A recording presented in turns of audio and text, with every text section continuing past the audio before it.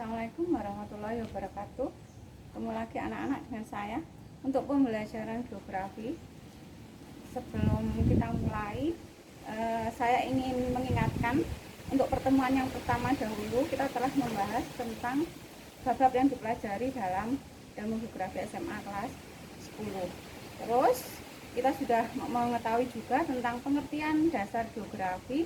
Yang pertama menurut etimologis atau berdasarkan kata apa itu geografi. Terus yang kedua kita sudah tahu beberapa literasi beberapa ahli dari luar negeri dan juga beberapa ahli dari Indonesia.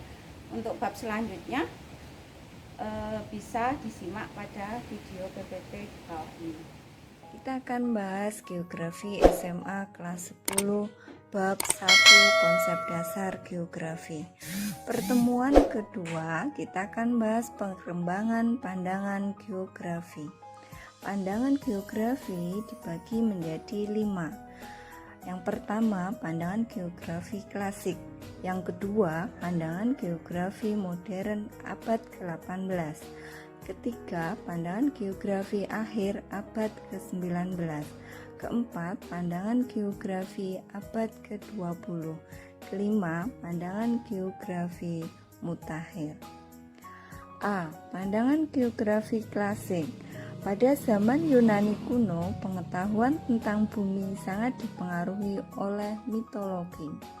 Sejak abad ke-6 sebelum Masehi, pengaruh mitologi terus berkembang seiring dengan berkembangnya ilmu pengetahuan tentang bumi, didasarkan pada ilmu alam, ilmu pasti, dan logika. Tokoh geografi klasik pertama, Anaximandos, berasal dari Yunani dan beranggapan bahwa bumi berbentuk silinder. Bagian bumi yang dihuni manusia menurutnya adalah sebuah pulau berbentuk bulat yang muncul di laut. Maka peta bumi yang dibuatnya mirip seperti jamur. Kita bisa melihat pada peta hasil karya Anaximandos. Kedua, Thales menganggap bahwa bumi ini berbentuk keping silinder yang terapung di atas air dengan separuh bola hampa di atasnya. Karya peta Thales seperti gambar di samping. Ketiga, Herodotus menguraikan seluk-beluk keadaan suatu tempat dinamakan topografi. Pada tahun 450 sebelum Masehi, membuat peta dunia dan membagi dunia menjadi 3 kawasan, yaitu Eropa, Asia, Libya, Afrika. Keempat, Claudius Ptolemeus dalam bukunya yang berjudul Geografi Apergenius menjelaskan bahwa geografi adalah penyajian peta terhadap sebagian permukaan bumi yang menunjukkan kenampakan umum. Claudius Ptolemeus tercatat sebagai orang yang pertama menggunakan matematika dan geometri untuk memetakan bumi secara manual. B.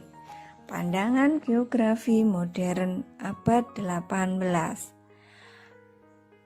1. Immanuel Kant.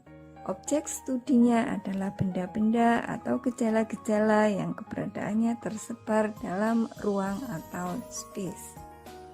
2. Alexander von Humboldt, berasal dari Jerman yang melakukan perjalanan ke benua Amerika, mendeskripsikan hubungan antara ketinggian tempat dan vegetasi yang mendiaminya. Tahu kajian fisik dan biologi. 3. Karl Richter menjelaskan kegiatan manusia dalam suatu wilayah. Richter menganggap permukaan bumi sebagai tempat tinggal manusia dan menggolongkannya menjadi wilayah alamiah, terutama berdasarkan bentang alamnya, serta mempelajari unit wilayah tersebut bagi masyarakat yang akan menempati atau pernah menempati. C. Pandangan geografi akhir pada abad 19. Friedrich Ratzel, kajian geografi dipusatkan pada gejala fisik, iklim, tumbuhan, dan hewan. Menurutnya, faktor manusia dan faktor lingkungan memiliki kedudukan dan pengaruh yang sama dalam membentuk lingkungan hidup. Pandangan geografi akhir abad ke-19 menitik beratkan pada bentang alam dalam hubungannya dengan iklim dan kehidupan. D. Pandangan geografi abad ke-20. Vide de Laplace. Corak kajiannya berupa sosial budaya. Menurut Vide de Laplace berpendapat bahwa kajian geografi harus menyatukan faktor manusia dan faktor fisik. E. Pandangan geografi mutakhir. Perkembangan geografi saat ini lebih mengarah pada upaya pemecahan masalah yang dihadapi oleh manusia. Geografi tidak lepas dari ilmu lainnya, menggunakan metode kuantitatif dan peranti komputer dalam menyelidikinya. Tokohnya antara lain Wigley dan Peter Haggard. Wigley. Menurut Wigley, geografi adalah disiplin ilmiah berorientasi pada masalah mengkaji interaksi antara manusia dan lingkungannya. Geografi mutakhir bersifat tematik. Pada masa ini telah menggunakan metode statistik dan komputer untuk menganalisis dan menyimpan data. Menurut Wigler, semua metode analisis dapat digunakan dalam kajian geografi.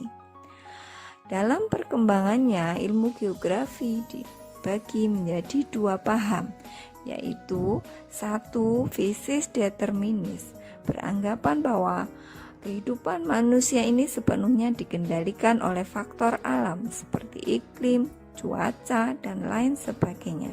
Artinya, paham fisis determinis beranggapan manusia sebagai makhluk yang pasif.